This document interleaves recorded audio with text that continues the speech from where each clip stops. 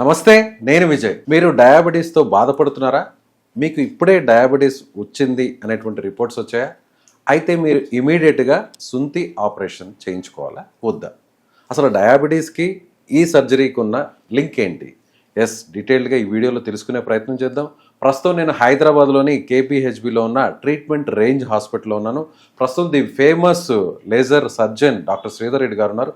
మరిన్ని విషయాలు ఆయన అడిగి తెలుసుకున్నాం. సార్ నమస్తే. నమస్తే అండి. సార్, డయాబెటీస్ వచ్చిన ప్రతి ఒక్కరు కూడా ఈ సుంతి ఆపరేషన్ సర్జరీ చేసుకోవాలి. అందులో లేజర్ సర్జరీ చేసుకుంటే చాలా వితిన్ అవర్స్లోనే డిశ్చార్జ్ అయ్యి వెళ్ళిపోవచ్చు, ఎలాంటి పెయిన్ కూడా ఉండదని మీరు చాలా సందర్భాల్లో చెప్తుంటారు.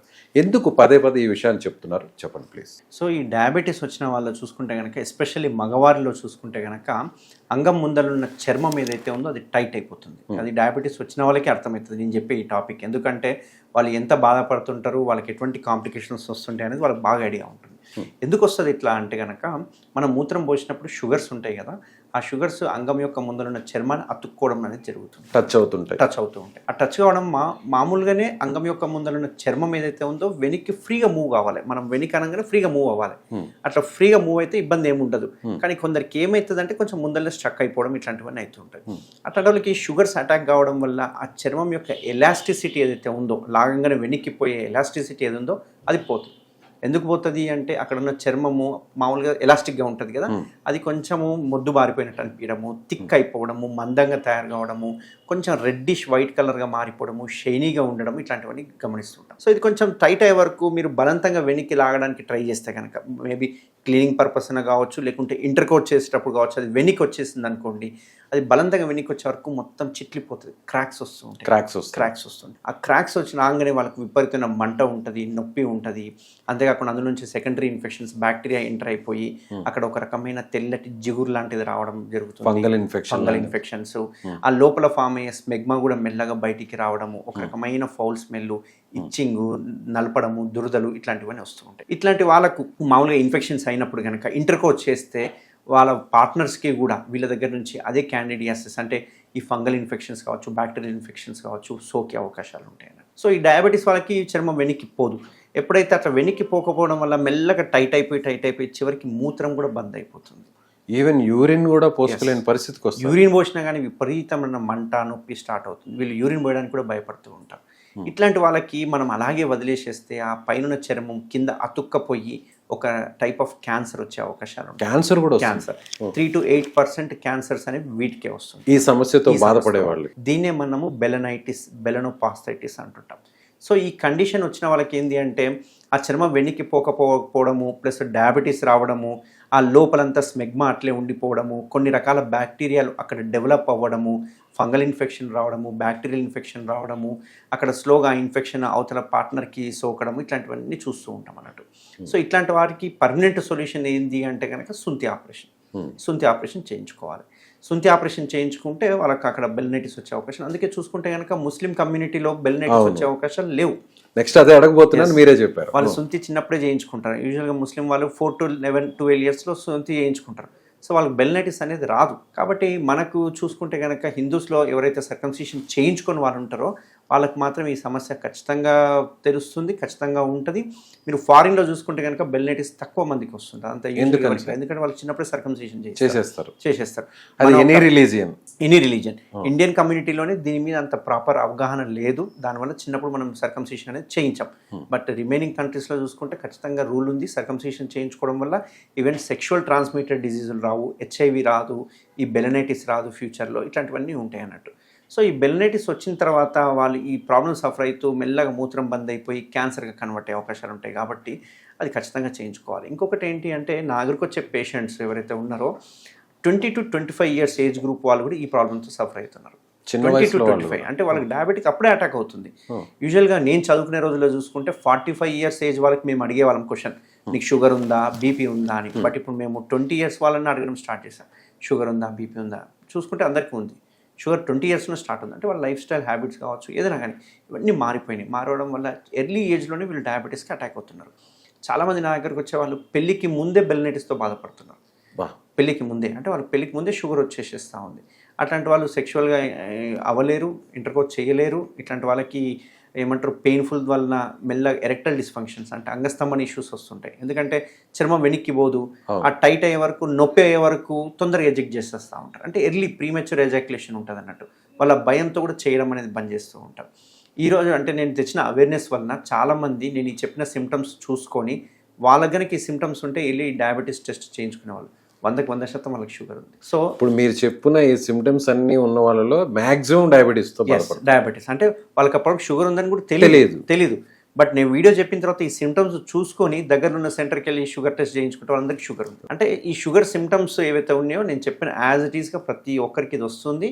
ఇది రావద్దు అనుకుంటే ఎర్లీ సర్కంసిషన్ పుట్టిన వెంటనే కావచ్చు, లేకుంటే ఈ తెలిసిన వెంటనే కానీ సర్కంసిషన్ చేయించుకుంటే ఈ దాని బారిన పడము. అండ్ ముఖ్యమైన విషయం ఏంటి అంటే డయాబెటీస్ వచ్చి అటాక్ అయ్యి డయాబెటీస్ వలన అది పాడయ్యేదానికంటే ముందే డయాబెటీస్ అని తెలవంగానే ఆ సిమ్టమ్స్ ఉన్నా లేకపోయినా ఖచ్చితంగా సర్కంసిషన్ అనేది చేయించుకోవాలి. అది ఏ స్టేజ్లో ఉన్న డయాబెటీస్ అయినా సరే, ఏ స్టేజ్లో ఉన్నా సరే, ఎర్లీ స్టేజ్ అయినా సరే, ఎర్లీ స్టేజ్ ఉన్నా సరే, once you are a diabetic, మీకు డయాబెటీస్ ఉంది అని డాక్టర్ కనుక చెప్పితే ఫస్ట్ మీరు చేయాల్సిన పని ఏంటి అంటే సర్కంసిషన్, సుంతి ఆపరేషన్. మేము చదువుకునే రోజుల్లో డయాబెటీస్ ఉంది అంటే ఫస్ట్ మేము పంపించేది ఎవరి దగ్గరికి అంటే కళ్ళ డాక్టర్ దగ్గరికి, ఐస్ డాక్టర్ దగ్గర. ఎందుకు అంటే ఆఫ్థాల్మాలజిస్ట్ చూసి ఆ లెవెల్ ఆఫ్ ఎంత ఉంది, లోపల ఏమైనా నర్వ్స్ డ్యామేజ్ అయినాయి అనేది చెక్ చేసేవాళ్ళం. బట్ ఇప్పుడు రూల్ మారింది. ఇప్పుడు అబ్బాయిలు కనుక వాళ్ళకి డయాబెటీస్ ఉంది అంటే ఫస్ట్ చేయించుకోవాల్సింది సర్కంసిషన్, సుంతి ఆపరేషన్. అది చేయించుకుంటేనే వాళ్ళకు ఫ్యూచర్లో ఈ కాంప్లికేషన్స్ అనేవి ఉండవు. అది మీకు మంచిది, అవతల పార్ట్నర్కి కూడా మంచిది. ఎందుకంటే ఇన్ఫెక్షన్స్ అనేవి వాళ్ళకు కూడా వచ్చే అవకాశాలు ఉంటాయి. కాబట్టి ఈ సర్కంసేషన్ అంటే ఈ సుంతి సర్జరీ అనేది కూడా కోత ద్వారా చేస్తే ఎక్కువ రోజులు రెస్ట్ తీసుకోవాలి. సో బెడ్ రెస్ట్ ఉండాలి. ఈవెన్ వేరే రిలీజియస్లో కూడా చేసినా కూడా పిల్లలకి చిన్న వయసులో చేస్తే అప్పుడే పెద్ద ప్రాబ్లం ఉండదు. కానీ ఈ స్టేజ్లో ఈ ఏజ్లో చేసుకుంటే బయట వాళ్ళకి చెప్పాలన్నా కూడా కొంచెం గిల్ట్ ఫీల్ అవుతారు. ఆఫీస్లో చెప్పాలన్నా, వేరే ఫ్యామిలీ మెంబర్స్ చెప్పాలన్నా, పార్ట్నర్స్ వరకు అయితే చెప్తారు. అలాంటి వాళ్ళకి ఇప్పుడు మీరు లేజర్ ట్రీట్మెంట్ తీసుకొచ్చారంటున్నారు. సో దానికి వచ్చేటువంటి బెనిఫిట్స్ ఏంటి, దానివల్ల వచ్చే ప్రయోజనాలు ఏంటి? సో ఇక్కడ నేను చెప్పేది ఏంటి అంటే ఈ సర్కంసిషన్ ఏదైతే ఉందో మాకు చేయడానికి కూడా ఓపెన్ సర్కంసిషన్ చేయడానికి చాలా ఇబ్బందిగా అనిపించేది. నేను చదువుకునే రోజుల్లో కూడా అప్పుడు ఓపెనే ఉండే. అప్పుడు స్టేప్లర్ అనే మెథడ్ లేదు. మీరు లేజర్ అన్నారు, లేజర్లో కూడా మనం సర్జరీ చేస్తే కుట్లేయాల్సి వస్తుంది. బట్ మనం చేసే లేటెస్ట్ సర్జరీ ఏదైతే ఉందో అది స్టేప్లర్ టెక్నిక్. ఈ స్టేప్లర్ టెక్నిక్లో ఏంది అంటే ఎటువంటి కోత కుట్లు ఉండవు. అక్కడ జస్ట్ కటింగ్ చేసిన తర్వాత ఆటోమేటిక్గా పిన్స్ పడిపోతాయి. ఈ పిన్స్ కూడా చాలామందికి డౌట్ ఏంటంటే పిన్స్ తీయాలేమో మళ్ళీ రావాలేమో అనుకుంటారు. బట్ ఆ పిన్స్ అనేవి డైరెక్ట్ చర్మానికి తగలకుండా మధ్యన ఒక సిలికాన్ రింగ్ అనేది ఒకటి ఉంటుంది. ఆ సిలికాన్ రింగ్ ద్వారా పిన్స్ పడతాయి. సో వన్స్ ఆ సిలికాన్ రింగ్ ఊడిపోయింది అంటే పిన్స్ అని ఊడిపోతుంటాయి అన్నట్టు. అండ్ ఇంకొకటి ఇంపార్టెంట్ ఏంటంటే ఇక్కడ ఈ సర్జరీ అనేది less than 5 minutes and within half an అవర్లో పంపించడం జరుగుతుంది. డిశ్చార్జ్ చేసుకోవచ్చు. డిశ్చార్జ్ చేయొచ్చు. వాళ్ళు యథావిధిగా పనులు చేసుకోవచ్చు. మూడో కంటికి తెలియకుండా కూడా ఉంచుకోవచ్చు. ఎవరికి చెప్పాల్సిన అవసరం కూడా లేదు. ఇది మీ పర్సనల్ ఇష్యూస్ కాబట్టి. అంటే ఇప్పుడు మామూలుగా పాతకాలం సర్జరీ అయితేనేమో కాలు దూరం పెట్టి నడవడము, వాళ్ళ నడకలోనే తెలిసిపోయేది వాళ్ళకి సుంత ఆపరేషన్ అయింది అని చెప్పేసి. బట్ ఇప్పుడు మనం చేసే లేటెస్ట్ సర్జరీ వలన వాళ్ళు యథావిధిగా ప్యాంటు అండర్వేర్ వేసుకొని వెళ్ళిపోవచ్చు. ఎటువంటి ఇబ్బందులు ఉండవు. బట్ ఒక్కటి ప్రాబ్లం ఏంటి అంటే ఈ చర్మం ఇన్ని రోజుల వరకు ముందరున్న హెడ్ భాగాన్ని కవర్ చేసింది కాబట్టి ఆ సెన్సిటివిటీ అనేది తెలీదు. సో చర్మం తీసేసే వరకు ఆ సెన్సిటివిటీ అనేది ఉంటుంది. వీళ్ళకు పెయిన్ కంటే కూడా ఈ సెన్సిటివిటీతో ఇష్యూస్ ఉంటాయి. ఈ కొంచెం అండర్వేర్ తగిలిన, ప్యాంట్ తగిలిన ఒక రకమైన జిల్లు అనే కరెంట్ షాక్ కొట్టే సెన్సేషన్ అనిపిస్తుంది. దానివల్లనే కొంచెం వీళ్ళు ఇబ్బంది పడతారు తప్ప 100% పెయిన్ ఉండదు దీనివల్ల.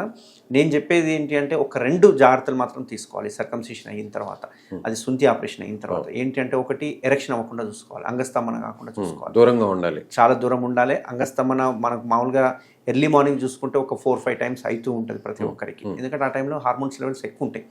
సో దాన్ని ఏం చేయాలంటే ఎవ్రీ 1 hourకి ఒకసారి లేచి అటు ఇటు తిరగడం వల్ల ఎరెక్షన్స్ ఆగిపోతాయి. దీనివల్ల ఏంటంటే హీలింగ్ బాగుంటుంది. అండ్ రెండోది 1 month వరకు కలవకూడదు, నో ఇంటర్ కోర్స్ 1 month వరకు, సెక్షువల్ లైఫ్ దూరంగా ఉండాలి. ఈ 2 జాగ్రత్తలు నేను చెప్పినట్టుగా తీసుకుంటే సర్జరీ చేసినట్టు కూడా ఉండదు, కంప్లీట్ పెయిన్లెస్ ట్రీట్మెంట్. అందులో ఇంకా అసలు పెయిన్ ఉండొద్దు, నాకు ఇంకా కంప్లీట్ ఫ్రీగా ఉండాలి అనుకుంటే కనుక మన దగ్గర ఒక ప్రీమియం స్టేప్లర్ ఉంది, బ్లాక్ అండ్ గోల్డ్ అని చెప్పేసి. ఈ రెండింటి వలన అస్సలు పెయిన్ ఉండదు. వాళ్ళు ఇమ్మీడియట్గా డిశ్చార్జ్ అయ్యి వెళ్ళిపోవచ్చు. వాళ్ళకు ఒకవేళ తప్పిదారులు ఎరెక్షన్ అయినా కానీ అక్కడ ఉండే సిలికాన్ రింగ్ ఏదైతే ఉందో స్కిన్లా ఉంటుంది, చాలా సాఫ్ట్ ఉంటుంది. దీని మీద పేటెంట్ రైట్స్ కూడా ఉన్నాయి మన హాస్పిటల్కి నా పేరు మీద. అవి ఏం చేస్తాయంటే సడన్గా ఎరెక్షన్ అయినా కానీ ఎక్స్పాండ్ అవుతుంటాయి. ఆ రింగ్ అనేది ఎక్స్పాండ్ అవుతాయి కాబట్టి తొందరగా బ్లీడింగ్ కానీ వాపు కానీ ఇట్లాంటివి రావు. సో వాళ్ళకి చాలా కంఫర్ట్ ఉంటుంది. బట్ ఎంత ఏం లేదు అనుకున్నా కానీ 1 or 2 days ఇబ్బంది అయితే ఖచ్చితంగా ఉంటుంది. ఎందుకు ఉంటుంది అంటే ఆ సెన్సిటివిటీ వల్ల ఉంటుంది, పెయిన్ ఉండదు, సెన్సిటివిటీ వల్ల ఉంటుంది. కాబట్టి ఆ సెన్సిటివిటీ లేకుండా ఉండాలంటే రఫ్ అండ్ టఫ్ అండర్వేర్ వేసుకొని తిరిగిందంటే కనుక వితిన్ 2 daysలో ఆ సెన్సిటివిటీ పోతుంది. సో కాస్ట్ అనేది అఫోర్డబుల్గా ఉంటుంది. ఇది చాలా అఫోర్డబుల్ ప్రైసెస్లోనే చేస్తున్నాము. అండ్ మనకి ఇక్కడ ఉండాల్సిన అవసరం లేదు, స్టేయింగ్ అవసరం లేదు, ఇంజెక్షన్స్ అవసరం లేదు. కాబట్టి చాలా తక్కువలో అయిపోతుంది ఇక్కడ ఈ సెంటర్లో. అండ్ ఈ సెంటర్లో ఆల్మోస్ట్ డైలీ ఒక 20 to 30 కేసెస్ డైలీ జరుగుతుంది, ఎవ్రీడే. అది కూడా ఎక్కడెక్కడో అదర్ స్టేట్స్ నుంచి వస్తుంటారు, బీహార్, అక్కడి నుంచి వెస్ట్ బెంగాల్ నుంచి చాలా ఎక్కువ మంది వచ్చి చేయించుకొని పోతుంటారు. వాళ్ళు వితిన్ మార్నింగ్ వస్తారు అండ్ నైట్ వెళ్ళిపోతుంటారు. ఇంకో విచిత్రం ఏంటి అంటే చాలామంది నాకు వచ్చే పేషెంట్స్ అంటే ఒక 100లో 20 to 25% పేషెంట్స్ బయట నుంచి వస్తుంటారు. అంటే ఈ దుబాయ్ కావచ్చు, ఆస్ట్రేలియా కావచ్చు, వేరే కంట్రీస్ నుంచి కూడా. జస్ట్ ఈ వరల్డ్ లో ఎక్కడా లేనటువంటి మెథడ్ ని మీరు యూస్ చేస్తారు. ఎస్, ఆ స్టేప్లర్ ఏదైతే బ్లాక్ కానీ గోల్డ్ కానీ ఇండియాలో ఇంకెక్కడ లేదు, ఓన్లీ మన సెంటర్లో అవైలబుల్గా ఉంది. అది వాళ్ళు జస్ట్ ఇక్కడ చేంజ్ చేసుకొని వితిన్ 2 daysలో వాళ్ళు వెళ్ళిపోవడం జరుగుతుంది. అయితే చాలా మంది నాకు క్వశ్చన్ అడుగుతుంటారు, ఏంటి అంటే మీరు పిన్స్ వేస్తారు కదా మళ్ళీ ఎయిర్పోర్ట్లో పట్టుకుంటారేమో, ఎందుకంటే అది పెడితే స్టెయిన్లెస్ స్టీల్ పిన్స్ చాలా చిన్నగా ఉంటాయి, దానికి మనం ఒక చిన్న సర్జరీ అయినట్టు లెటర్ ఇస్తాం కాబట్టి దానివల్ల ఎటువంటి ప్రాబ్లం ఉండదు. అండ్ ఇంకో ఇంపార్టెంట్ ఏంటి అంటే ఈ సర్జరీ చేసుకున్న తర్వాత ఫాలో అప్స్ ఏదంటే మళ్ళీ వచ్చి డాక్టర్కి చూపించాలా, పిన్స్ తీయించుకోవాలా, ఏదైనా కాంప్లికేషన్ అయితే ఎట్లా అనేవి ఆలోచన చాలా మందికి ఉంటుంది. దూర ప్రాంతాల నుంచి వచ్చేవాళ్ళు, ఎందుకంటే హాఫ్ అన్ అవర్లో మనం పంపిస్తున్నాం, బట్ వాళ్ళని ఫాలో అప్ ఎలా, అది చాలా ఇంపార్టెంట్. సో నేను చెప్పినట్టుగా కనుక అంగస్తంభన లేకుండా కనుక 1 month దూరంగా ఉంటే అసలు మళ్ళీ ఫాలోఅప్స్ కూడా అవసరం లేదు, మళ్ళీ నన్ను కన్సల్ట్ చేయాల్సిన అవసరం లేదు. ఎందుకంటే ఆటోమేటిక్గా అవి పడిపోతాయి, ఎటువంటి పెయిన్ ఉండదు, ఎటువంటి ప్రాబ్లం.